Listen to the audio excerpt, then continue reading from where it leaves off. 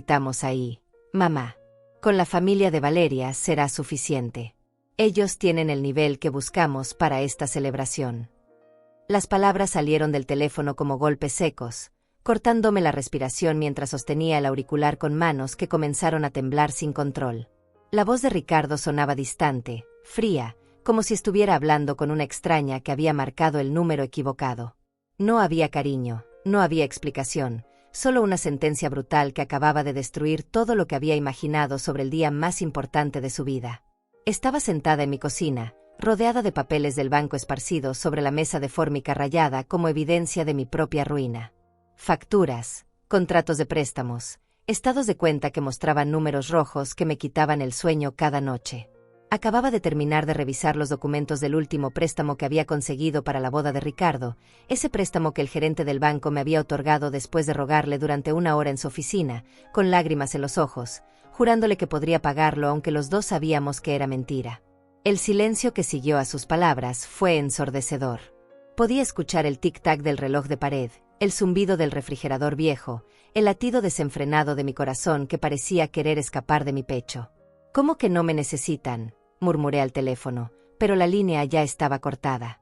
Ricardo había colgado sin darme oportunidad de hablar, sin permitirme recordarle que cada centavo de esa boda había salido de mis sacrificios, de mis noches sin dormir, de mis cuentas que no podía pagar. Me quedé allí, con el auricular en la mano, sintiendo cómo se desplomaba todo el castillo de ilusiones que había construido en mi mente. Había pasado meses imaginando este día, viendo en mis sueños cómo caminaría orgullosa hacia la iglesia, cómo los invitados me mirarían con respeto, cómo finalmente sería reconocida como la madre que había luchado toda su vida para darle lo mejor a su hijo. Pero ahora, según él, mi presencia arruinaría la elegancia que tanto dinero había costado crear. El nivel que buscamos. Repetí sus palabras como si fueran un veneno que necesitaba escupir. ¿Qué nivel? ¿El nivel de una mujer que había trabajado dobles turnos en la fábrica textil para pagarle la universidad?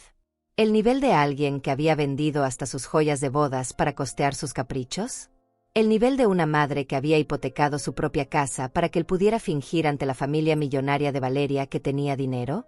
Miré los papeles sobre la mesa y una risa amarga se escapó de mi garganta. 3 préstamos personales, 2 tarjetas de crédito al límite, y una hipoteca sobre esta casa que es lo único que me queda en el mundo.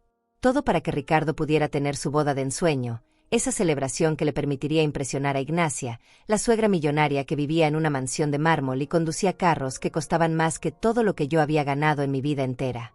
La ironía era tan cruel que me dolía hasta respirar.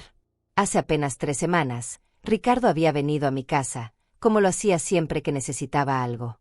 Había llegado con esa sonrisa calculada que conocía tan bien, esa expresión que utilizaba cuando quería manipular mi corazón de madre. Se había sentado en esta misma mesa, había tomado mis manos entre las suyas, y me había dicho con voz suplicante: «Mamá, necesito que me hagas un favor más. Solo uno más, te lo prometo.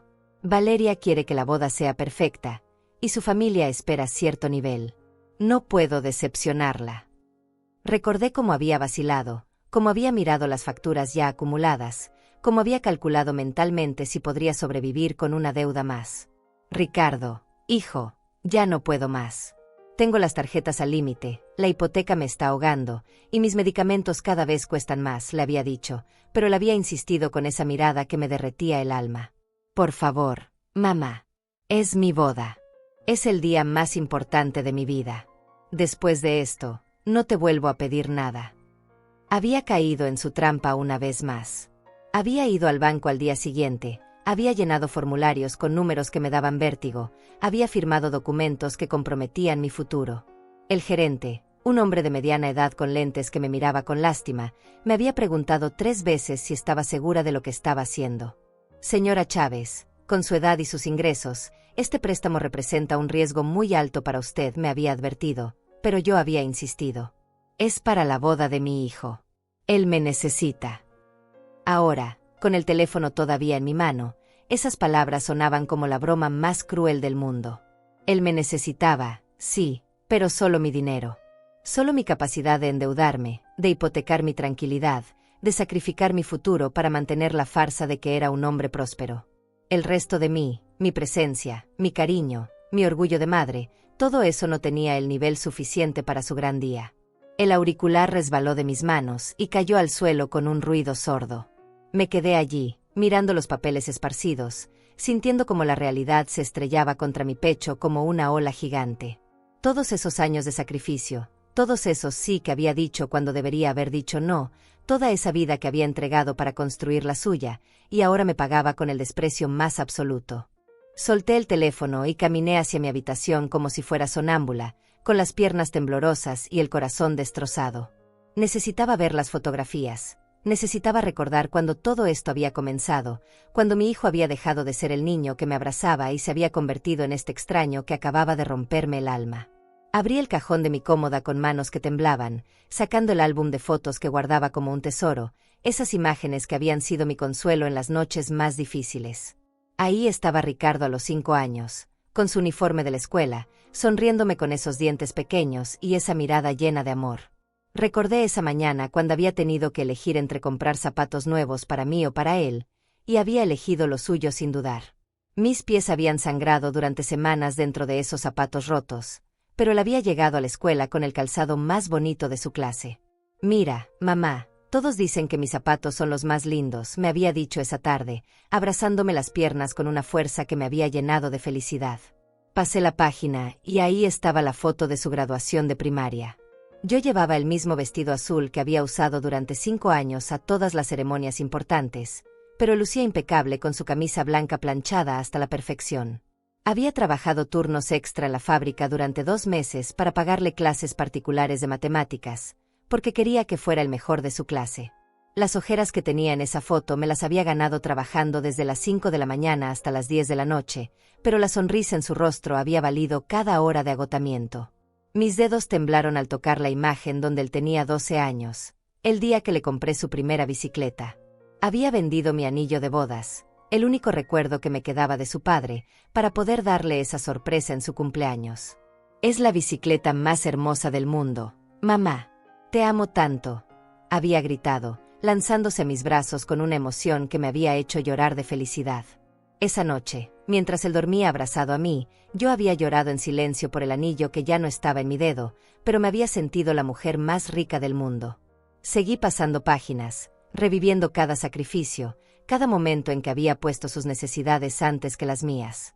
Su graduación de bachillerato, donde había llegado con el traje más elegante porque había trabajado limpiando oficinas los fines de semana durante un año entero. Su ingreso a la universidad, cuando había hipotecado esta casa por primera vez para pagar su matrícula. «Mamá, vas a estar tan orgullosa de mí.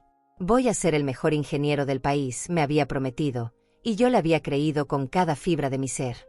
Recordé las llamadas nocturnas desde la universidad, cuando me pedía dinero para libros, para proyectos, para salidas con sus compañeros de clase. «Mamá, necesito encajar con ellos. Son de familias importantes y yo no quiero que se den cuenta de que vengo de... bueno, ya sabes». Esas palabras me habían dolido, pero había entendido su necesidad de pertenecer. Había trabajado turnos dobles, había vendido muebles, había pedido prestado a vecinos, todo para que él nunca sintiera que le faltaba algo. Llegué a las fotos más recientes, las de su graduación universitaria. Yo estaba ahí, en primera fila, con lágrimas de orgullo corriendo por mis mejillas, viendo cómo mi hijo recibía su diploma de ingeniero.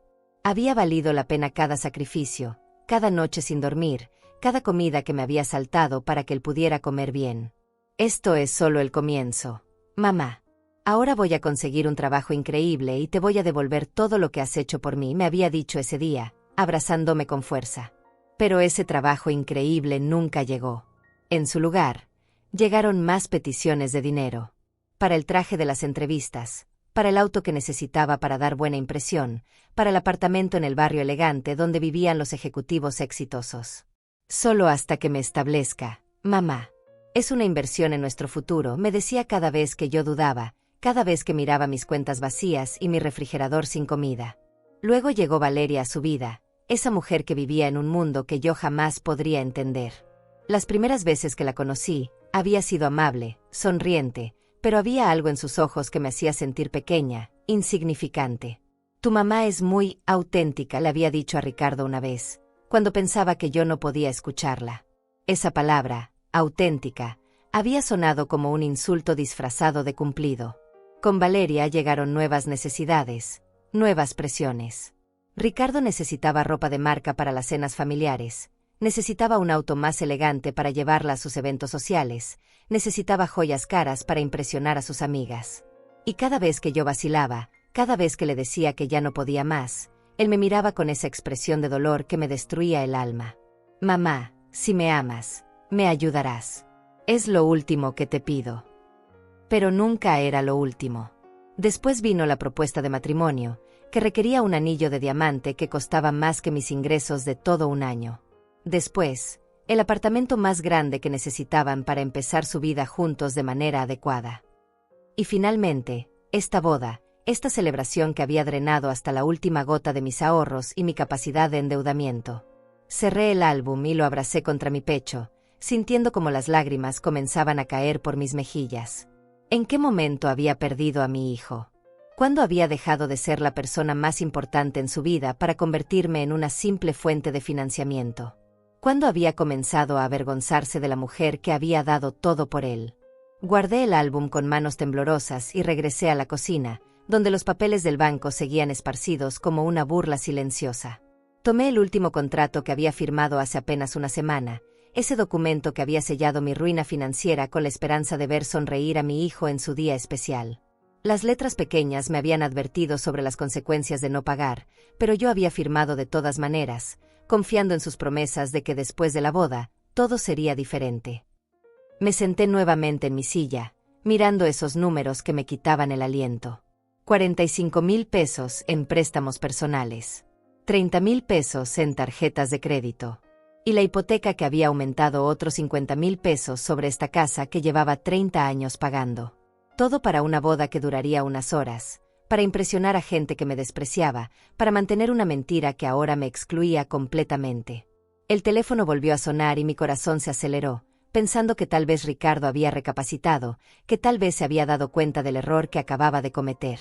Pero la voz que escuché no era la suya, era la de Valeria, dulce y venenosa como la miel envenenada. Adelaide, espero que hayas entendido la llamada de Ricardo. Sabes que esto no es personal, ¿verdad?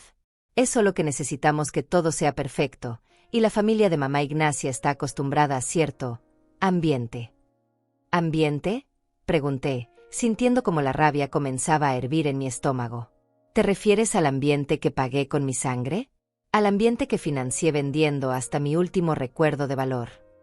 Pero Valeria continuó como si no me hubiera escuchado, con esa voz condescendiente que usaba cuando quería hacerme sentir como una niña regañada.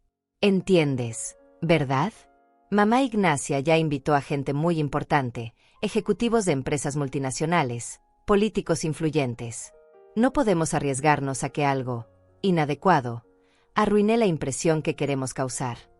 Cada palabra era una bofetada, cada pausa una humillación calculada. Esta niña mimada, que nunca había trabajado un día en su vida, me estaba explicando por qué yo no era digna de estar en la boda que había pagado. Además, continuó Valeria, Ricardo ya le explicó a todos que su madre vive en Europa y no puede venir. Fue más fácil así, ¿entiendes? Evitamos preguntas incómodas. Mi corazón se detuvo por completo. No solo me habían excluido, sino que habían borrado mi existencia completamente. En la mente de todos esos invitados importantes, yo era un fantasma, una madre inexistente que vivía en otro continente. Colgué el teléfono sin decir una palabra, sintiendo como algo se rompía definitivamente en mi interior. No era solo el corazón, era algo más profundo, más fundamental. Era la imagen que tenía de mí misma, la identidad que había construido durante 35 años como madre dedicada, como mujer que se sacrificaba por amor. Todo eso se estaba desmoronando como un castillo de naipes bajo la lluvia. Me levanté y caminé hacia el espejo del pasillo, ese espejo con marco dorado que había comprado en una venta de garaje hace 10 años, cuando todavía tenía dinero para caprichos pequeños. La mujer que me miraba desde el cristal tenía 69 años, el cabello canoso recogido en un moño simple, arrugas profundas alrededor de los ojos que hablaban de años de preocupación y noches sin dormir. Esta era la mujer que no tenía el nivel suficiente para estar en la boda de su propio hijo. Recordé la última vez que Ricardo había traído a Valeria a mi casa, hace 3 meses. Ella había llegado con un vestido que probablemente costaba más que mis gastos de todo un mes, mirando mi pequeña sala con esa expresión que intentaba ser amable, pero que no podía ocultar el desprecio. «Qué acogedor», había dicho, sentándose apenas en el borde del sofá como si temiera ensuciarse. «Ricardo me ha contado tanto sobre ti, Adelaide. Es increíble todo lo que has hecho por él». Pero sus ojos no mostraban admiración, mostraban lástima. La misma lástima que veía en los ojos del gerente del banco cada vez que iba a pedir otro préstamo. La misma lástima que había visto en los ojos de los vendedores de las tiendas elegantes cuando acompañaba a Ricardo a comprar trajes que no podíamos pagar. Era la lástima de quien mira a alguien que no puede mantenerse a flote en un mundo que exige más de lo que puede dar. «Mamá, Valeria quiere que sepas que su familia ha decidido hacerse cargo de todos los gastos de la boda», me había dicho Ricardo esa tarde, después de que ella se marchara. «Ya no tienes que preocuparte por nada. Ellos van a pagar todo». Recordé el alivio que había sentido en ese momento, la sensación de que finalmente podría respirar, de que tal vez podría conservar algo de mi dignidad financiera. Pero esa había sido solo otra mentira. Al día siguiente, Ricardo había regresado con una lista de pequeños gastos adicionales que la familia de Valeria no podía cubrir. La orquesta que él quería especialmente, las flores importadas que habían visto en una revista, el fotógrafo exclusivo que trabajaba solo con familias de alto perfil. Todo sumaba otros 20,000 pesos que, según él, serían nuestra contribución especial para hacer la boda perfecta. Me había negado al principio. Le había mostrado mis estados de cuenta, le había explicado que ya no tenía de dónde sacar más dinero. Pero él había usado su arma más poderosa, las lágrimas. «Mamá, pensé que estabas feliz por mí. Pensé que querías que fuera feliz. Si no puedes hacer esto por mí, entonces supongo que nunca realmente me has amado como decías». Y yo, como la tonta que había sido toda mi vida, había caído nuevamente en su manipulación. Ahora, de pie frente al espejo, me daba cuenta de la verdad que había estado negando durante años. Ricardo no me amaba, me necesitaba. No me valoraba, me usaba. Y la diferencia entre esas dos cosas era tan grande como el abismo que acababa de abrirse entre nosotros. Había creado un monstruo, un hombre que creía que tenía derecho a mi sacrificio sin dar nada a cambio, ni siquiera respeto. Toqué mi reflejo en el cristal, esa mujer cansada que había dado todo y había recibido traición a cambio. «Ya basta», murmuré a mi imagen. «Ya basta de ser la víctima de su egoísmo». Me alejé del espejo con una determinación que no había sentido en años.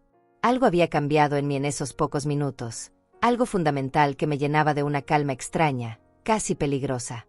Regresé a la cocina y me senté frente a los papeles del banco, pero esta vez no los miré con desesperación, sino con la frialdad de quien está a punto de tomar una decisión definitiva. Tomé mi teléfono y marqué el número que me sabía de memoria, el número que había llamado tantas veces pidiendo favores, suplicando prórroga, rogando comprensión. «Banco Nacional, Departamento de Créditos. Habla María José. ¿En qué puedo ayudarla?». La voz joven y profesional me tranquilizó de una manera extraña. Durante todos estos años, había temido esas llamadas, había sudado frío cada vez que tenía que explicar por qué se me retrasaba un pago, por qué necesitaba más tiempo, por qué no podía cumplir con mis obligaciones. Pero ahora no había miedo, solo una claridad cristalina. «Habla Adelaide Chávez. Número de cuenta 4782-9156-3847. Necesito cancelar inmediatamente todos los préstamos y líneas de crédito que están a mi nombre y que tienen como beneficiario a Ricardo Chávez Mendoza». Mi voz sonaba firme, segura, como si hubiera estado practicando esas palabras durante años. La empleada hizo una pausa, probablemente revisando mi expediente en su computadora. «Señora Chávez, veo aquí que tiene 3 préstamos activos y 2 líneas de crédito. El señor Ricardo Chávez aparece como beneficiario autorizado en todas las cuentas. Para cancelar estas autorizaciones necesito que venga personalmente al banco con su identificación. ¿Está segura de que quiere proceder con esta solicitud?». Había sorpresa en su voz, como si no pudiera creer que alguien de mi edad estuviera tomando una decisión tan drástica. «Completamente segura», respondí sin vacilación. «¿A qué hora puedo ir?». Anoté la cita para las 2 de la tarde y colgué el teléfono. Luego busqué en mis papeles el número de la empresa de transferencias internacionales que Ricardo usaba para mover el dinero de mis préstamos a las cuentas que necesitaba para sus gastos. Durante meses había visto esos comprobantes sin entender completamente el sistema que habíamos creado, pero ahora todo tenía sentido. La segunda llamada fue aún más fácil. Quiero cancelar todas las transferencias programadas y bloquear permanentemente cualquier movimiento de fondos hacia las cuentas de Ricardo Chávez Mendoza. El empleado me pidió algunos datos de verificación y me explicó que tendría que presentarme en sus oficinas para firmar los documentos correspondientes. Sin problema, le dije, anotando otra cita para las 4 de la tarde. Después marqué el número de mi tarjeta de crédito principal, esa que Ricardo había estado usando durante los últimos 6 meses para sus gastos de preparación para la boda. Cuando la operadora me preguntó el motivo de la cancelación de la tarjeta adicional, mi respuesta fue simple y directa: porque el usuario autorizado ya no forma parte de mi familia. Mientras hacía estas llamadas, sentí como si estuviera despertando de un sueño muy largo, muy confuso. Durante años había operado como una máquina de generar dinero para los caprichos de Ricardo, como si esa fuera mi única función en el mundo. Pero ahora, con cada número que marcaba, con cada autorización que cancelaba, recuperaba un pedazo de mi dignidad, un fragmento de mi poder personal que había entregado voluntariamente a cambio de migajas de cariño. La tercera llamada fue la más satisfactoria. Marqué el número del organizador de bodas que Ricardo había contratado, ese hombre pretencioso que hablaba con acento fingido y que siempre me hacía sentir como si fuera una intrusa en las reuniones de planificación. Habla a Adelaide Chávez. Quiero informarle que a partir de este momento, todos los pagos relacionados con la boda de Ricardo Chávez y Valeria Mendoza quedan suspendidos indefinidamente. Pero señora Chávez, protestó el hombre con voz alarmada, tenemos contratos firmados, depósitos hechos, proveedores comprometidos. La boda es en 2 semanas. ¿Está consciente de las consecuencias legales y financieras de esta decisión? Su tono había cambiado completamente, de la condescendencia habitual a una preocupación genuina que rayaba en el pánico. Completamente consciente, respondí con una calma que me sorprendió a mí misma. Si Ricardo quiere continuar con sus planes, tendrá que encontrar otra fuente de financiamiento. Yo ya cumplí con mi parte. Colgué antes de que pudiera responder, sintiendo una satisfacción que no había experimentado en años. Era la primera vez en décadas que tomaba una decisión sin consultar a nadie, sin preocuparme por los sentimientos de otros, sin sacrificar mi bienestar por el capricho de alguien más. Busqué entre mis papeles el contrato de la hipoteca que había aumentado para financiar la boda. El banco me había dado la opción de usar parte del valor acumulado de mi casa como garantía para el préstamo adicional. Ahora necesitaba entender exactamente cuáles eran mis opciones para minimizar el daño financiero. Marqué el número del departamento hipotecario y expliqué mi situación con la misma frialdad profesional que había usado en las llamadas anteriores. Señora Chávez, entiendo su situación, pero necesita saber que cancelar el préstamo adicional ahora significaría penalizaciones importantes. Sin embargo, si puede demostrar que los fondos fueron utilizados fraudulentamente o sin su consentimiento total, podríamos revisar las condiciones. La asesora me explicó que necesitaría presentar documentación que demostrara que había sido presionada o engañada para solicitar el préstamo. Miré los papeles esparcidos en mi mesa y me di cuenta de que tenía exactamente esa documentación. Todos esos mensajes de WhatsApp donde Ricardo me presionaba, todas esas promesas escritas de que me pagaría, todos esos documentos donde él aparecía como el beneficiario de fondos que yo había solicitado. Era un patrón claro de manipulación financiera que cualquier abogado competente podría usar en mi favor. Por último, busqué el número de Antonia, mi amiga de toda la vida, la única persona que había tenido el valor de decirme la verdad sobre Ricardo durante todos estos años. Antonia, que trabajaba como secretaria en un bufete de abogados y que conocía mis derechos mejor que yo misma. Antonia, que me había advertido una y otra vez que estaba siendo explotada, pero a quien yo nunca había querido escuchar porque la verdad dolía demasiado. Antonia, soy Adelaide. Necesito tu ayuda. Mi voz se quebró un poco al pronunciar estas palabras, no por debilidad, sino por la emoción de finalmente estar pidiendo el tipo de ayuda correcto. Ricardo me acaba de decir que no estoy invitada a su boda, la boda que pagué completamente. Necesito saber cuáles son mis derechos legales. El silencio al otro lado de la línea duró varios segundos. Luego escuché la voz de Antonia, cargada de una mezcla de tristeza y determinación. Adelaide, cariño, llevo años esperando esta llamada. Ven a mi casa ahora mismo. Tenemos mucho trabajo que hacer. Colgué el teléfono con Antonia y miré el reloj de la cocina. Las 11:40 de la mañana. Tenía tiempo suficiente para llegar a su casa antes de mis citas en el banco. Me levanté de la mesa con una energía que no había sentido en meses, como si cada llamada que había hecho me hubiera devuelto un poco de la fuerza que creía perdida para siempre. Tomé mi bolso, mis documentos y las llaves de mi viejo automóvil, ese Tsuru 2009 que había comprado de segunda mano cuando Ricardo entró a la universidad. El trayecto hacia casa de Antonia me dio tiempo para procesar lo que acababa de hacer. Durante los últimos 30 minutos había desmontado sistemáticamente toda la estructura financiera que Ricardo había construido a mi costa. Era como si hubiera cortado los hilos de una marioneta, liberándome de un espectáculo en el que había sido tanto la protagonista como la víctima. La sensación era aterradora y liberadora al mismo tiempo. Antonia vivía en una casa pequeña pero acogedora en el mismo barrio donde habíamos crecido juntas, donde habíamos compartido sueños de juventud, donde habíamos criado a nuestros hijos mientras nuestros esposos trabajaban. La diferencia era que el hijo de Antonia, Martín, había crecido respetando a su madre, valorando sus sacrificios, construyendo una relación de amor genuino en lugar de explotación. Cada vez que los veía juntos, sentía una punzada de envidia que ahora entendía completamente. Toqué la puerta y Antonia me abrió inmediatamente, como si hubiera estado esperándome junto a la ventana. Sus ojos marrones, enmarcados por arrugas que hablaban de sonrisas genuinas en lugar de preocupaciones constantes, me miraron con una mezcla de compasión y determinación. «Pasa, cariño. Ya preparé café y saqué todos los papeles que vas a necesitar». Su sala estaba transformada en una oficina improvisada. Sobre la mesa de centro había formularios legales, números de teléfono de abogados especializados en derecho familiar, y una libreta donde había anotado lo que parecía ser un plan de acción detallado. «Adelaide, antes de que hablemos de estrategias legales, necesito que me digas exactamente qué pasó esta mañana. Todo, desde la llamada de Ricardo hasta las decisiones que tomaste».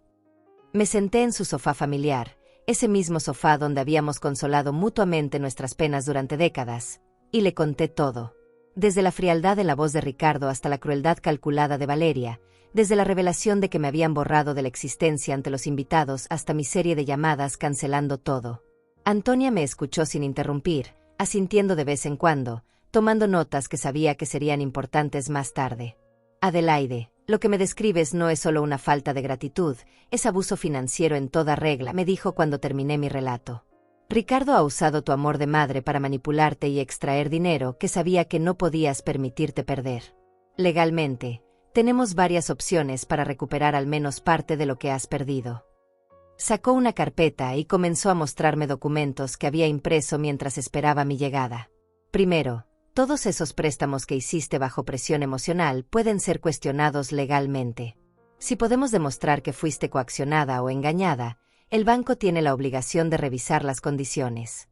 Segundo, si Ricardo ha estado usando tu dinero para aparentar un nivel de vida que no le corresponde, eso constituye una forma de fraude que puede tener consecuencias legales para él». Antonia hablaba con la autoridad de alguien que había visto casos similares en el bufete donde trabajaba. «Pero lo más importante», continuó, «es que ya no eres la misma mujer que se dejaba manipular. Lo que hiciste esta mañana muestra que has recuperado tu poder personal. Ahora necesitamos asegurarnos de que mantengas esa fuerza y que la uses estratégicamente». Me mostró una lista de pasos que debía seguir, desde documentar todas las conversaciones futuras con Ricardo hasta asegurar mis activos restantes. Mientras revisábamos los papeles, mi teléfono comenzó a sonar insistentemente. Era Ricardo, probablemente ya informado por el organizador de bodas sobre la cancelación de los pagos. Miré a Antonia, quien asintió con determinación. «Contesta, pero pon el altavoz. Es importante que tengas testigos de todo lo que va a decir a partir de ahora». «Mamá, ¿qué demonios está pasando? Mauricio me acaba de llamar diciendo que cancelaste todos los pagos de la boda. Te has vuelto loca». La voz de Ricardo sonaba desesperada, furiosa, pero había algo más: miedo. Por primera vez en años, mi hijo sonaba asustado, vulnerable, como si se hubiera dado cuenta de que había perdido el control sobre mí. «No he cancelado los pagos de tu boda, Ricardo», respondí con una calma que me sorprendió. «He cancelado los pagos que yo estaba haciendo con mi dinero para una boda a la que no estoy invitada. Me parece lógico, ¿no te parece?». Antonia me hizo una seña de aprobación, indicándome que mantuviera ese tono firme pero controlado. «Mamá, no puedes hacer esto. Tienes que entender que es una decisión temporal.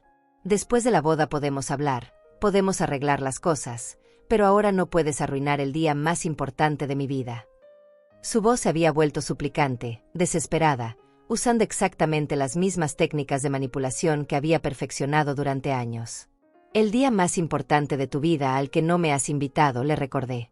El día para el cual le dijiste a todos que tu madre vive en Europa y no puede venir. No veo por qué una madre que vive en Europa tendría que pagar una boda en México. Tú sí. Antonia sonrió y me hizo un gesto de pulgar arriba, orgullosa de verme defender mi posición con tanta claridad. Era solo para evitar preguntas incómodas. Sabes que la familia de Valeria es muy complicada.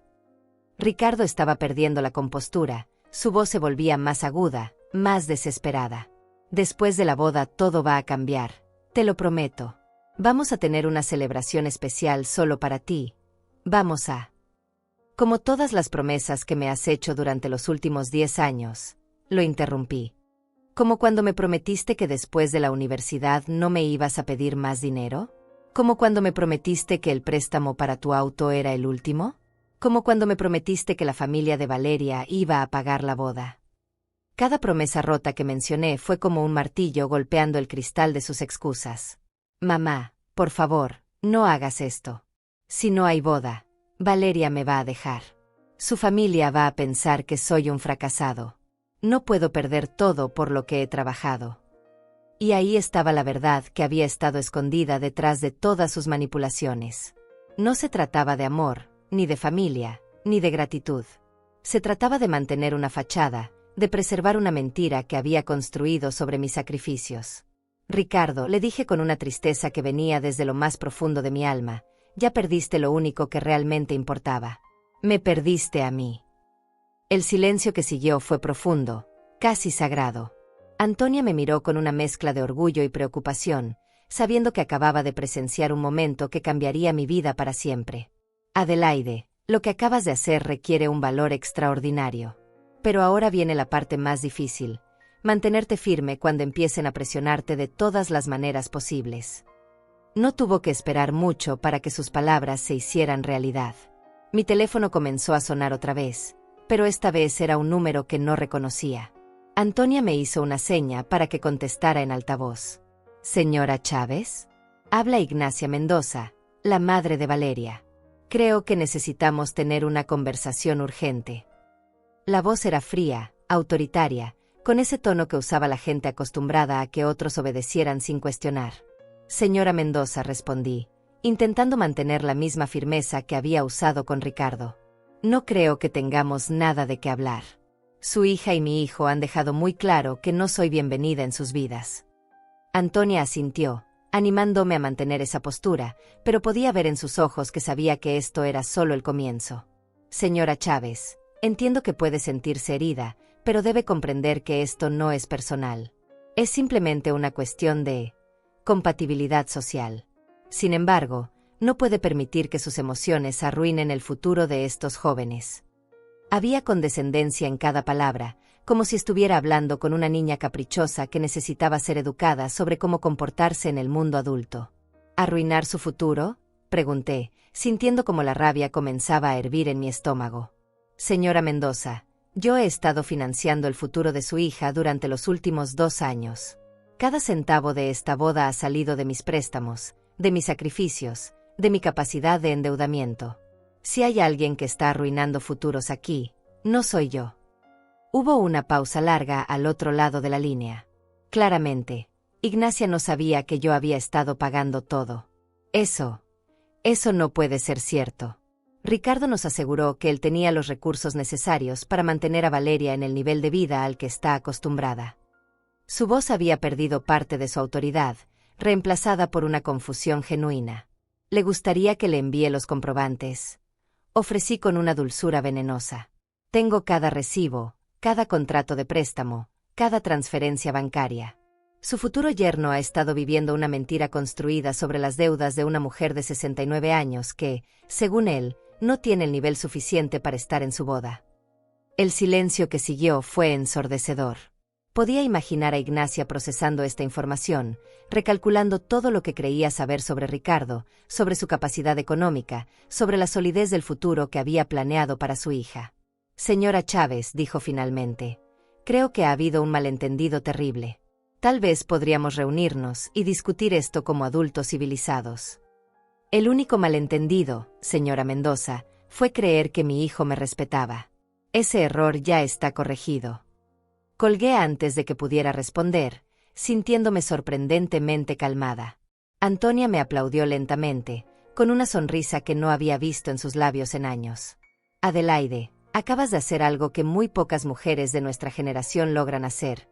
Le dijiste la verdad al poder. Esa mujer probablemente nunca había sido desafiada de esa manera. Antonia tomó mis manos entre las suyas, sus ojos brillando con una mezcla de admiración y determinación. Pero ahora tienes que prepararte, porque van a venir por ti con todo lo que tienen. No tuvo que esperar mucho para comprobarlo. Durante la siguiente hora, mi teléfono no paró de sonar.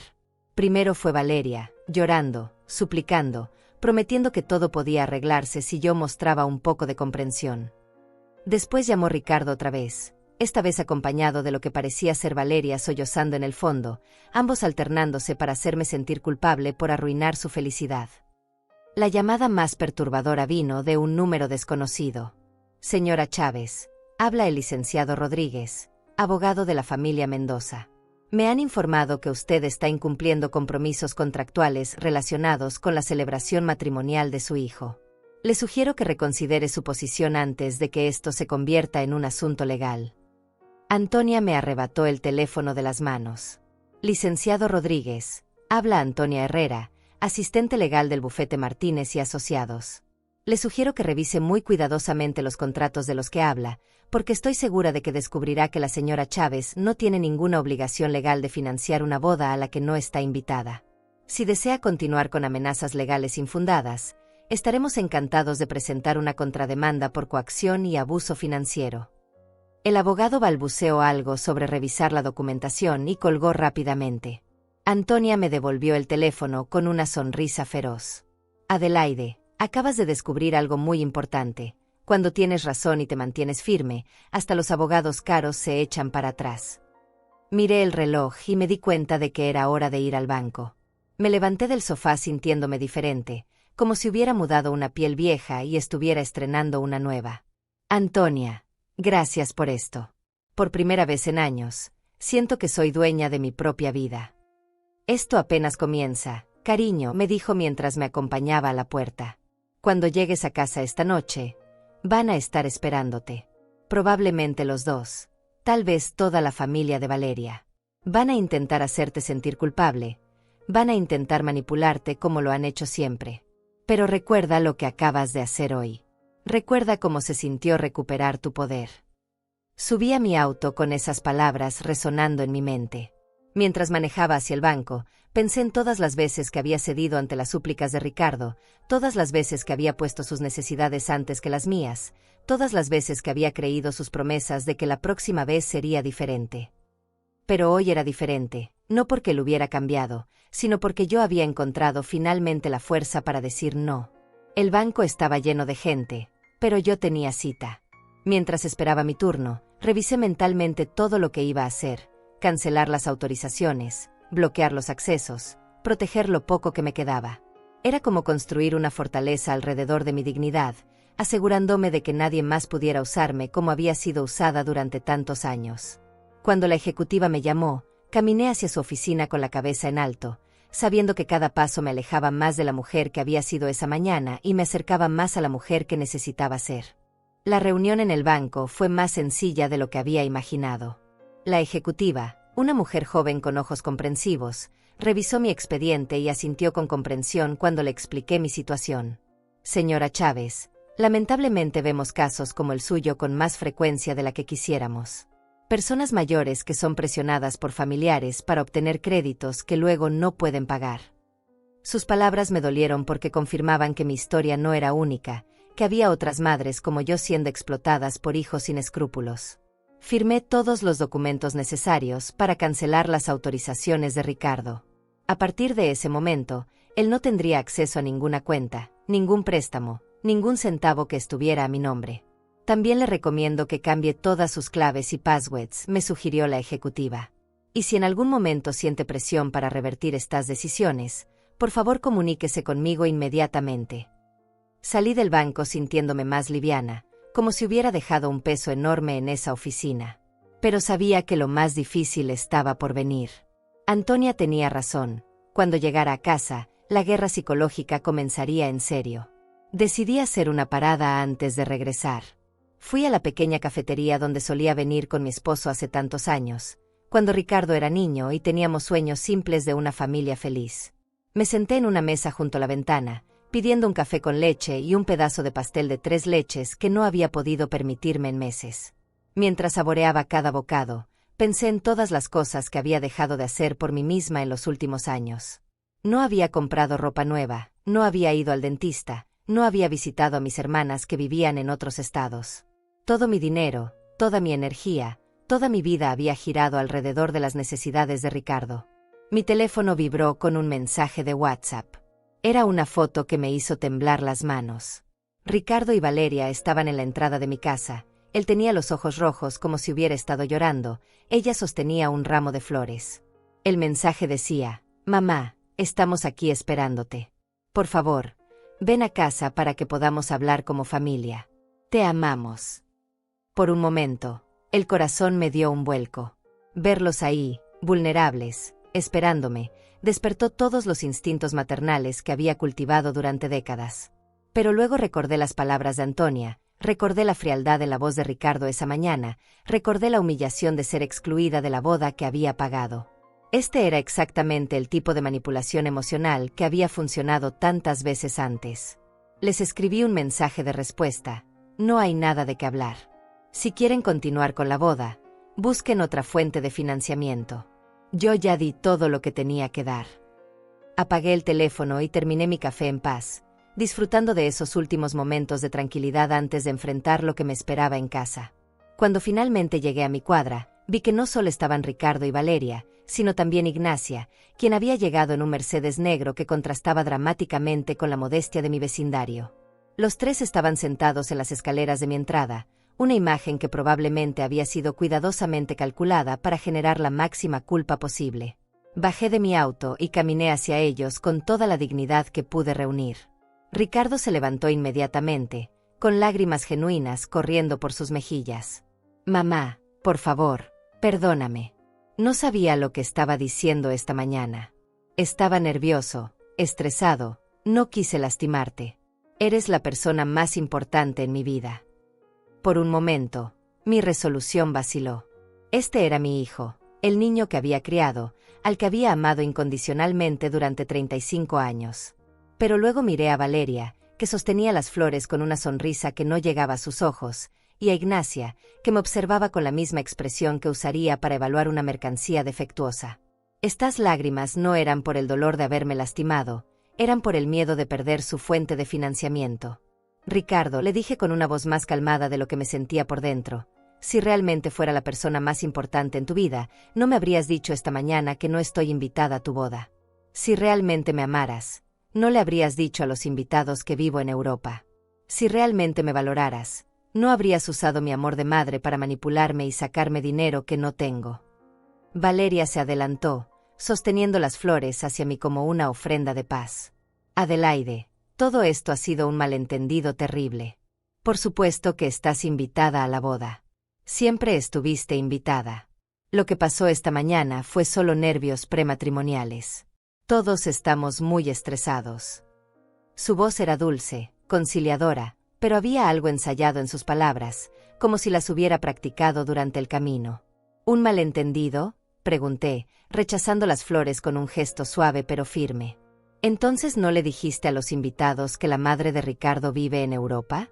¿No me dijiste esta mañana que necesitaban un ambiente específico para impresionar a la familia de tu madre?» Valeria palideció, dándose cuenta de que sus propias palabras la habían traicionado. Ignacia, que había permanecido en silencio hasta ese momento, se levantó con la autoridad de alguien acostumbrada a resolver problemas con dinero. «Señora Chávez, seamos prácticas. Entiendo que se siente herida, pero esto puede resolverse fácilmente. Mi familia puede hacerse cargo de todos los gastos restantes de la boda. Usted no necesita preocuparse más por el aspecto financiero. ¿Todos los gastos restantes?, pregunté, sintiendo una risa amarga subiendo por mi garganta. Señora Mendoza, no hay gastos restantes. Yo ya pagué todo. Los músicos, el lugar, la comida, las flores, el fotógrafo, todo. Su generosa oferta llega un poco tarde, ¿no le parece?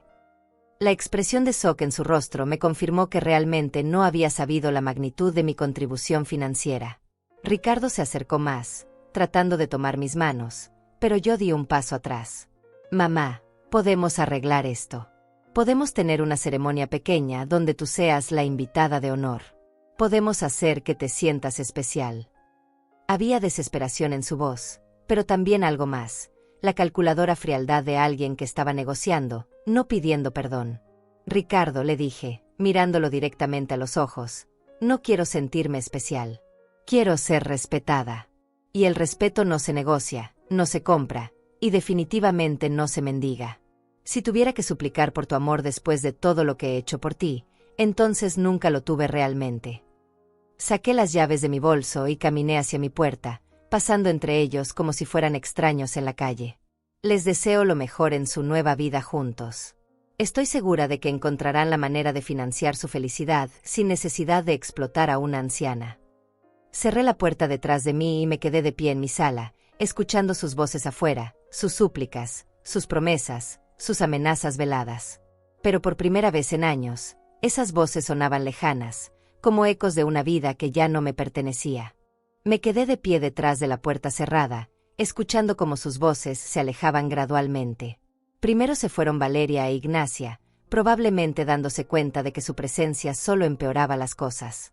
Ricardo se quedó un rato más, tocando la puerta suavemente, susurrando promesas y disculpas que ya no tenían poder sobre mí. Finalmente, también él se marchó, y mi casa se llenó de un silencio que no había experimentado en años. Caminé hacia mi habitación y me senté frente al espejo del tocador, el mismo donde me había visto esa mañana como una mujer derrotada. Pero la mujer que me miraba ahora era diferente. Tenía los mismos 69 años, las mismas arrugas, el mismo cabello canoso, pero había algo en sus ojos que no había estado ahí en la mañana: dignidad. Por primera vez en décadas, me sentía dueña de mi propia vida. Abrí el cajón donde guardaba mis cosas más preciadas y saqué una foto que no había mirado en años. Era una imagen mía a los 30 años, sosteniendo a Ricardo cuando era bebé. En esa foto, mi sonrisa era radiante, mis ojos brillaban con esperanza y determinación. Era la mujer que había sido antes de convertirme en una máquina de satisfacer las necesidades de otros, antes de perder mi identidad en el rol de madre sacrificada. ¿Cuándo dejé de ser ella?, murmuré a mi reflejo. ¿Cuándo dejé de valorarme, de respetarme, de luchar por mi propia felicidad? Las preguntas no tenían respuestas fáciles, pero sabía que no importaba.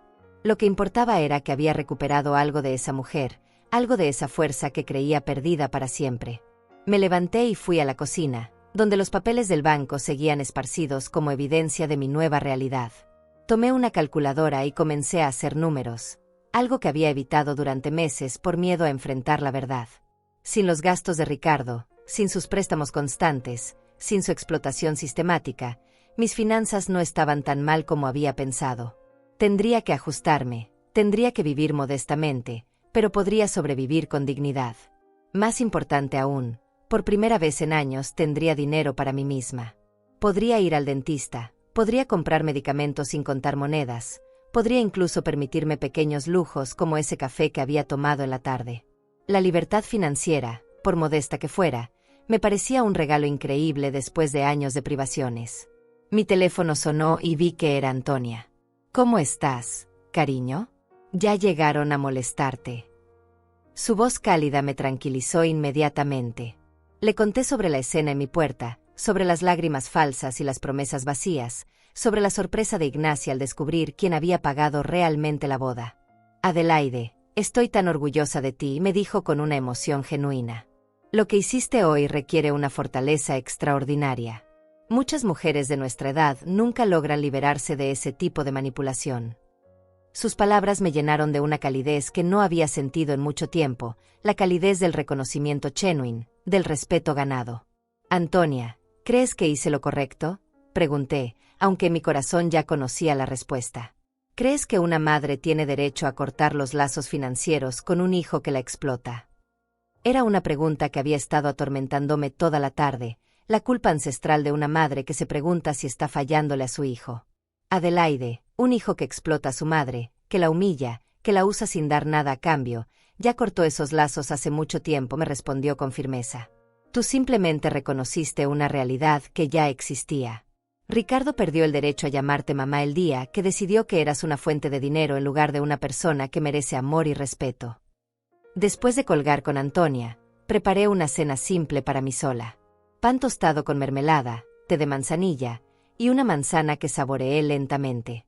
Era una comida modesta, pero la disfruté más que cualquier banquete, porque la comía en paz, sin preocuparme por llamadas desesperadas, sin calcular cuánto dinero necesitaría enviar mañana, sin vivir en el estrés constante de no poder satisfacer las demandas de alguien más. Mientras comía, pensé en todo lo que podría hacer con mi nueva libertad.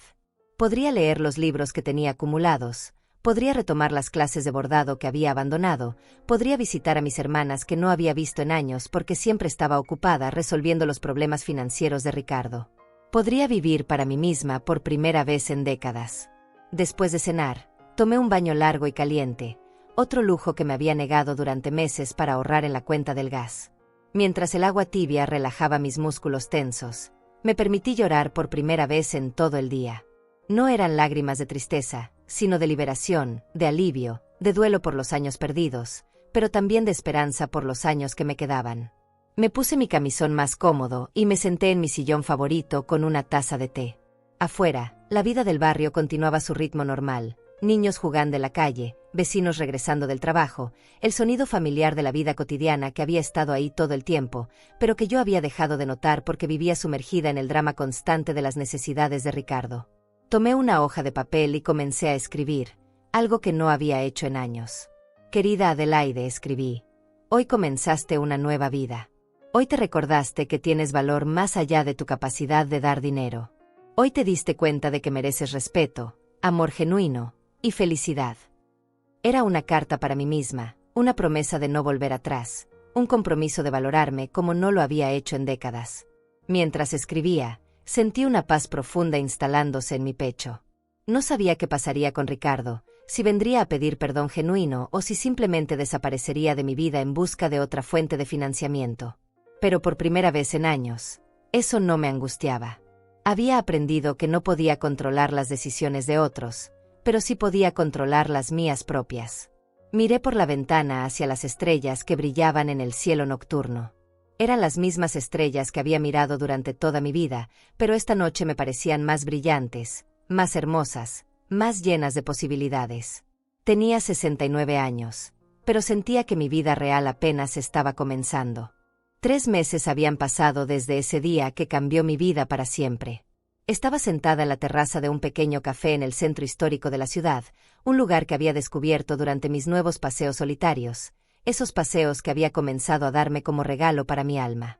El sol de la tarde creaba sombras doradas sobre las páginas del libro que estaba leyendo, una novela de Isabel Allende que había querido leer durante años, pero que nunca había tenido tiempo de disfrutar.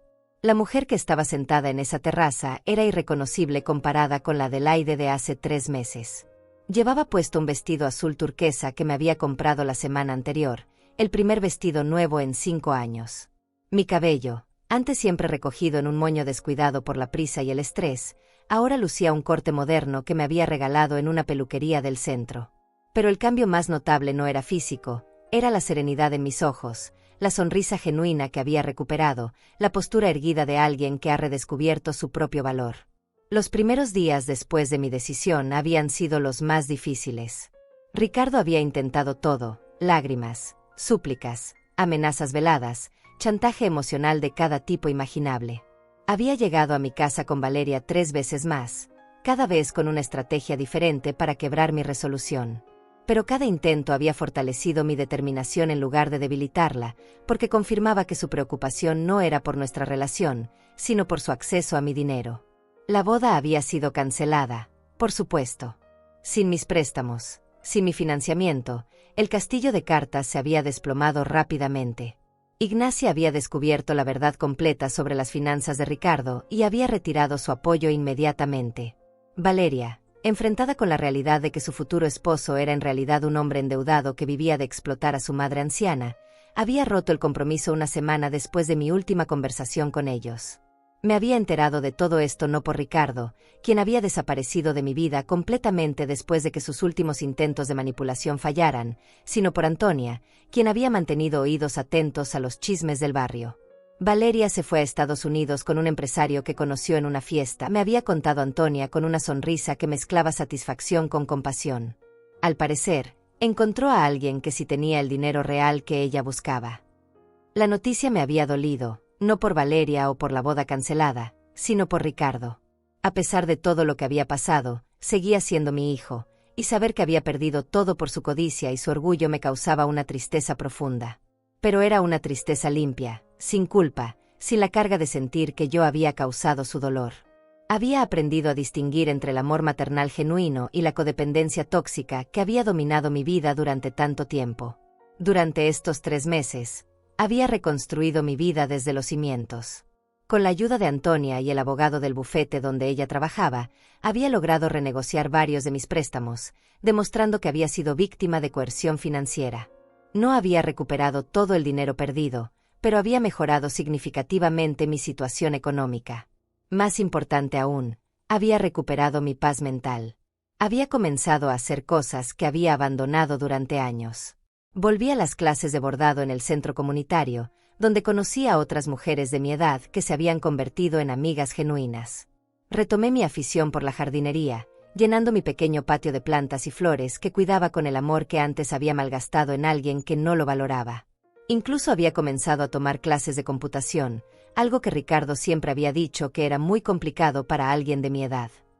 Mis hermanas, Marta y Elena, habían venido a visitarme el mes pasado. Durante años, había evitado sus visitas porque me avergonzaba mi situación financiera, porque no tenía dinero para recibirlas adecuadamente, porque Ricardo siempre tenía alguna emergencia que requería mi atención. Pero cuando finalmente las recibí en mi casa, decorada modestamente pero con amor, preparando comidas sencillas pero deliciosas, habíamos pasado los días más felices que recordaba en mucho tiempo. Adelaide, te ves 10 años más joven, me había dicho Marta, y Elena había añadido, pero más que eso, te ves en paz. Durante años, cada vez que hablábamos por teléfono, podía escuchar el estrés en tu voz, la tensión. Ahora suenas como la hermana que solía ser antes de que Ricardo se convirtiera en tu razón de existir en lugar de ser parte de tu vida. Sus palabras habían sido como un espejo que me mostraba la transformación que había experimentado. Había pasado de ser una mujer que vivía para servir a otros, que encontraba su valor únicamente en su capacidad de sacrifice, a ser una mujer que había redescubierto su propia dignidad, sus propios sueños, su propia identidad más allá del rol de madre explotada. El camarero del café se acercó a mi mesa con una sonrisa familiar. Durante estos 3 meses, me había convertido en una cliente regular, y Juan Carlos, un joven estudiante que trabajaba para pagarse los estudios, siempre me trataba con respeto y cariño genuino. ¿Le traigo otro café, señora Adelaide? ¿O prefiere el té de hierbas que le gusta? Era un pequeño gesto, pero significaba mucho para mí, ser tratada como una persona valiosa en lugar de como una fuente de recursos. El té de hierbas está perfecto, Juan Carlos. Gracias. Le sonreí, disfrutando de esa interacción simple pero genuina. Era increíble cómo había redescubierto los pequeños placeres de la vida cuando dejé de vivir en el estrés constante de las demandas de Ricardo. Un café disfrutado en paz, una conversación amable con un extraño, un libro leído sin interrupciones, una siesta sin la ansiedad de esperar la próxima llamada pidiendo dinero. Mi teléfono vibró con un mensaje de Martín, el hijo de Antonia. Tía Adelaide, mamá me contó que cumple años la próxima semana. Me gustaría invitarla a cenar para celebrar. Es en el restaurante nuevo del centro, nada lujoso, pero la comida es excelente. Leí el mensaje con una sonrisa que me llegaba hasta el alma. Martín no era mi hijo biológico, pero me trataba con más respeto y cariño del que Ricardo me había mostrado en años. Le respondí inmediatamente. Me encantaría acompañarte, querido Martín. Será un honor celebrar contigo. Era increíble cómo, al librarme de una relación tóxica, había creado espacio en mi vida para relaciones genuinamente nutritivas. Los amigos del bordado, mis hermanas, Antonia y su familia, Juan Carlos el camarero, incluso la señora García que vivía al lado y con quien ahora compartía tardes de té, todas estas personas habían llenado mi vida de una calidez que no había sentido cuando toda mi energía estaba consumida por las demandas de Ricardo. Volví a mi libro, pero mis pensamientos derivaron hacia el futuro que se extendía ante mí. Tenía 69 años, pero por primera vez en décadas sentía que tenía tiempo, que tenía opciones, que tenía la libertad de elegir cómo quería vivir el resto de mi vida. Había comenzado a ahorrar dinero otra vez, no para alguna emergencia de Ricardo, sino para un viaje que quería hacer a Oaxaca, donde vivía mi prima Isabel y donde siempre había soñado con pasar unas semanas tranquilas. El sol comenzaba a ponerse, pintando el cielo de colores dorados y rosados que se reflejaban en las ventanas de los edificios coloniales que rodeaban la plaza. Era uno de esos momentos perfectos que te recuerdan que la vida puede ser hermosa cuando dejas de luchar contra la corriente y comienzas a navegar con sabiduría. Me terminé el té, pagué mi cuenta con dinero que era genuinamente mío, sin deberle explicaciones a nadie sobre cómo lo gastaba. Mientras caminaba hacia casa por las calles empedradas, pasé frente a la iglesia donde se suponía que sería la boda de Ricardo. Me detuve por un momento, no con tristeza, sino con una especie de gratitud extraña. Esa boda cancelada había sido el catalizador que me había liberado de una prisión que yo misma había construido. Sin esa traición final, tal vez habría continuado siendo explotada hasta mi último aliento, tal vez habría muerto siendo una mujer que nunca había vivido para sí misma. Llegué a mi casa cuando las primeras estrellas comenzaban a aparecer en el cielo. La casa se veía diferente ahora, no porque hubiera cambiado físicamente, sino porque había dejado de ser un lugar de estrés y ansiedad para convertirse en un refugio de paz. Abrí la puerta y encendí las luces, sintiendo esa sensación de estar en casa que había perdido durante años, cuando mi hogar se había convertido en poco más que una oficina para gestionar las crisis financieras de Ricardo. Me senté en mi sillón favorito y tomé el álbum de fotos que había revisado aquel día terrible 3 meses atrás. Pero esta vez lo abrí no con nostalgia dolorosa, sino con una perspectiva diferente. Esas fotos mostraban a una mujer que había amado profundamente, que había dado todo de sí misma, que había criado a un hijo con dedicación absoluta. El hecho de que ese hijo hubiera elegido el camino de la explotación no disminuía el valor de todo lo que yo había hecho por amor genuino. Cerré el álbum y me dirigí a mi escritorio, donde tenía una carta a medio escribir. Era una carta para Ricardo, una carta que tal vez nunca enviaría, pero que necesitaba escribir para cerrar ese capítulo de mi vida completamente. Querido Ricardo, había escrito, no te escribo para culparte ni para herirte, sino para liberarnos a ambos de una dinámica que nos estaba destruyendo.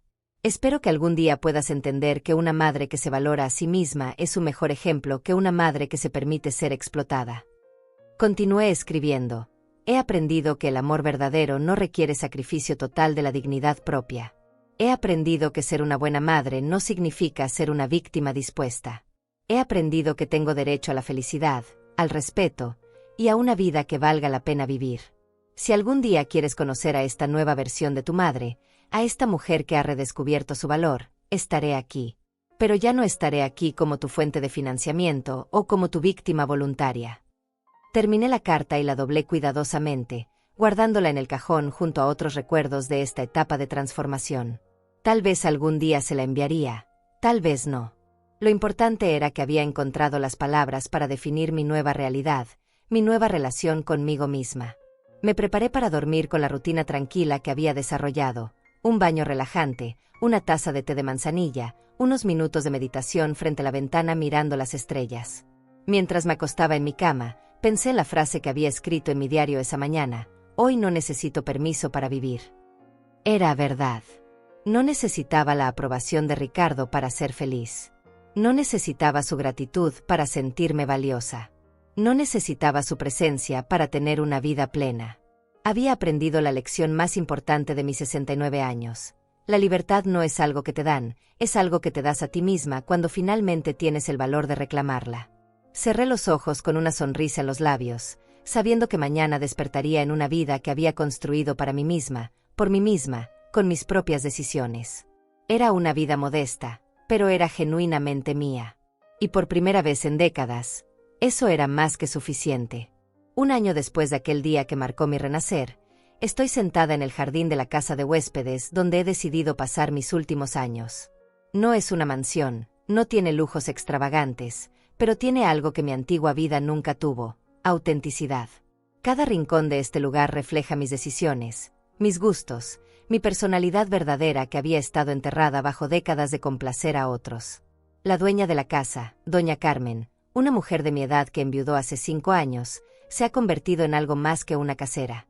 Es una confidente, una amiga que entiende el valor de la soledad elegida versus la soledad impuesta. Nos sentamos cada tarde en este jardín que hemos cultivado juntas, rodeadas de plantas que hemos elegido no por su valor económico, sino por la alegría que nos brindan. Adelaide, me dice doña Carmen mientras riega las begonias que plantamos el mes pasado, ayer vino mi nieta y me preguntó por qué me veía tan contenta viviendo sola. No supe cómo explicarle que la soledad puede ser una bendición cuando has aprendido a disfrutar tu propia compañía. Sus palabras resuenan en mi alma porque entiendo exactamente lo que quiere decir. Durante décadas, temí la soledad porque la confundía con el abandono. Pensaba que una mujer sin la constante demanda de otros sobre su tiempo y energía era una mujer sin propósito. Pero he descubierto que la soledad elegida es el lujo más grande que una mujer puede darse a sí misma. Es el espacio donde puedes escuchar tus propios pensamientos sin el ruido de las necesidades ajenas, donde puedes redescubrir quién eres cuando nadie te está pidiendo que seas algo diferente. Mis días ahora tienen un ritmo que yo misma he creado. Me despierto cuando mi cuerpo me dice que es hora, no cuando el teléfono suena con alguna crisis fabricada. Desayuno en el pequeño balcón de mi habitación, leyendo el periódico o simplemente observando cómo la luz del amanecer transforma el jardín. Son momentos de una paz tan profunda que a veces me pregunto cómo pude vivir tantos años sin experimentarla. Los martes y jueves voy a mi clase de pintura en acuarela. Nunca pensé que tendría talento artístico, pero descubrí que no se trata del talento, sino de la libertad de crear algo simplemente porque te da placer. Mis pinturas no ganarán premios, pero cada pincelada es una declaración de independencia, cada color una celebración de mi derecho a explorar, a experimentar, a fallar sin consecuencias devastadoras. Los fines de semana recibo visitas que realmente deseo recibir. Antonia viene con frecuencia, a veces acompañada de Martín y su esposa, quien está esperando su primer bebé.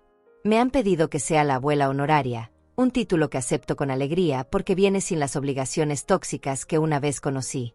Podré amar a ese bebé sin convertirme en su fuente de financiamiento, sin sacrificar mi bienestar por sus caprichos futuros. Mis hermanas me visitan cada 2 meses, turnándose para pasar largas semanas conmigo. Durante sus visitas, recuperamos historias de nuestra infancia, compartimos recetas que nuestra madre nos enseñó, nos reímos de anécdotas que habían quedado enterradas bajo años de responsabilidades agobiantes. Es increíble cómo la risa genuina puede sanar heridas que creías permanentes. El mes pasado recibí una visita inesperada. Ricardo apareció en la puerta de la casa de huéspedes, más delgado, con ojeras profundas y una humildad en su postura que nunca le había visto. Doña Carmen me preguntó si quería recibirlo, y después de un momento de reflexión, decidí que sí. No por él, sino por mí, para cerrar completamente ese capítulo de mi vida. Se sentó frente a mí en este mismo jardín, en la silla donde ahora está doña Carmen, y durante 1 hora me contó sobre su año terrible. Valeria lo había dejado por otro hombre, había perdido su trabajo por las deudas que no podía pagar, había tenido que mudarse a un apartamento diminuto en un barrio que antes habría considerado indigno de él. Mamá, me dijo con lágrimas genuinas, creo que finalmente entiendo todo lo que hice mal. Lo escuché sin interrumpir, sin ofrecer soluciones, sin sentir la necesidad compulsiva de rescatar lo que había dominado mi vida durante tanto tiempo. Cuando terminó de hablar, le dije con una calma que me sorprendió: Ricardo, me alegra que hayas aprendido de tus errores. Espero que puedas construir una vida auténtica basada en esas lecciones. Pero quiero que sepas que mi papel como tu salvadora financiera y emocional terminó para siempre. No vengo a pedirte dinero, mamá me aseguró. Solo vengo a pedirte perdón y a decirte que admiro la fuerza que tuviste para cortar una dinámica que me estaba convirtiendo en un monstruo. Sus palabras me conmovieron, pero no me debilitaron. Le ofrecí té, conversamos sobre temas neutros durante otra hora, y cuando se despidió, ambos sabíamos que nuestra relación, si alguna vez volvía a existir, sería completamente diferente. Esa noche, después de que se fue, no sentí tristeza ni nostalgia por los años perdidos. Sentí gratitud por haber tenido la fuerza de protegerme, por haber aprendido que a veces amar a alguien significa negarse a permitir que te destruya. Ricardo tendría que reconstruir su vida con sus propios recursos, encontrar su propio camino hacia la madurez y la responsabilidad. Yo ya había hecho mi trabajo como madre, ahora él tendría que hacer su trabajo como hombre adulto. Esta transformación no ha sido fácil. Hubo noches, especialmente los primeros meses, cuando la soledad se sentía abrumadora, cuando la costumbre de décadas me hacía buscar el teléfono para llamar a Ricardo, para verificar cómo estaba, para ofrecerle ayuda. Pero cada vez que resistía esa tentación, me hacía más fuerte, más segura de mi nueva identidad. He aprendido que la culpa materna es una de las emociones más manipulativas que existen. Durante años, esa culpa me hizo creer que una buena madre nunca dice no, nunca pone límites, nunca prioriza su propio bienestar. Pero ahora entiendo que una madre que no se valora a sí misma no puede enseñar a sus hijos a valorar a otros. Una madre que permite ser explotada no está demostrando amor, está demostrando que el amor se puede comprar con sacrificio y que las relaciones se basan en transacciones. Mis finanzas se han estabilizado de una manera que nunca pensé posible. Sin las constantes sangrías económicas que representaba Ricardo, he podido no solo cubrir mis gastos básicos, sino incluso ahorrar para pequeños lujos. El mes que viene viajaré a Oaxaca, como siempre había soñado. Será mi primer viaje de placer en más de 20 años, mi primera aventura que no está motivada por las necesidades de otros. La terapia psicológica que comencé hace 6 meses ha sido una revelación. La doctora Méndez, una mujer compasiva pero directa, me ha ayudado a entender los patrones de codependencia que desarrollé desde muy joven. Adelaide me dijo en una de nuestras sesiones: usted confundió el amor con el sacrificio durante tanto tiempo que olvidó que también merecía recibir amor sin tener que comprarlo. Sus palabras me llevaron a reflexionar sobre toda mi vida, no solo sobre mi relación con Ricardo. Me di cuenta de que había sido la hija que siempre cedía ante los caprichos de sus padres, la esposa que nunca expresaba sus propias necesidades, la madre que consideraba sus deseos como egoísmo. Había vivido 70 años creyendo que mi valor dependía de mi utilidad para otros. Ahora, cuando me miro en el espejo cada mañana, veo a una mujer que ha aprendido a quererse. No es vanidad, es reconocimiento. Reconocimiento de que he sobrevivido a décadas de autonegación y he emergido con sabiduría, con fuerza, con una perspectiva sobre la vida que solo viene de haber tocado fondo y haber decidido levantarse. El jardín donde estamos sentadas doña Carmen y yo es una metáfora perfecta de mi nueva vida. Cada planta que hemos sembrado requiere cuidado, atención, paciencia, pero ese cuidado es recompensado con belleza, con fragancia, con la satisfacción de ver algo crecer bajo tus manos. No hay urgencias fabricadas, no hay crisis constantes, solo el ritmo natural de la vida floreciendo cuando se le da el ambiente adecuado. Esta tarde, mientras escribo estas reflexiones en mi diario, una mariposa amarilla se posa en mi mano. Es un momento tan simple, tan insignificante para cualquier observador externo, pero para mí es profundamente simbólico. Durante años, mi vida fue demasiado caótica, demasiado agitada para que algo tan delicado como una mariposa se sintiera seguro cerca de mí. Ahora, mi presencia es lo suficientemente tranquila, lo suficientemente estable para atraer belleza silenciosa. Si pudiera hablar con la Adelaide de hace un año, con esa mujer quebrada que lloraba sobre los papeles del banco, le diría que el dolor que estaba sintiendo era el dolor del nacimiento. No del nacimiento de un bebé, sino del nacimiento de su verdadero yo. Le diría que vale la pena atravesar ese dolor, que del otro lado hay una vida que nunca imaginó posible. Le diría que 70 años no es demasiado tarde para empezar de nuevo, que la dignidad no tiene fecha de vencimiento, que el respeto hacia una misma es un derecho, no un privilegio que hay que ganar siendo útil para otros. Le diría que la soledad elegida es infinitamente superior a la compañía tóxica, que una vida modesta pero auténtica vale más que todo el dinero del mundo. Mientras el sol se pone en mi nuevo mundo, siento una gratitud profunda por haber tenido el valor de reclamar mi vida. No fue fácil, no fue rápido, no fue sin dolor. Pero fue necesario. Fue el acto más amoroso que he hecho, no solo por mí misma, sino por todas las mujeres que vendrán después, que verán mi ejemplo y sabrán que nunca es demasiado tarde para decir basta. La mariposa levanta vuelo y desaparece entre las flores. Yo sonrío, sabiendo que mañana habrá otras mariposas, otros momentos de belleza silenciosa, otras oportunidades de celebrar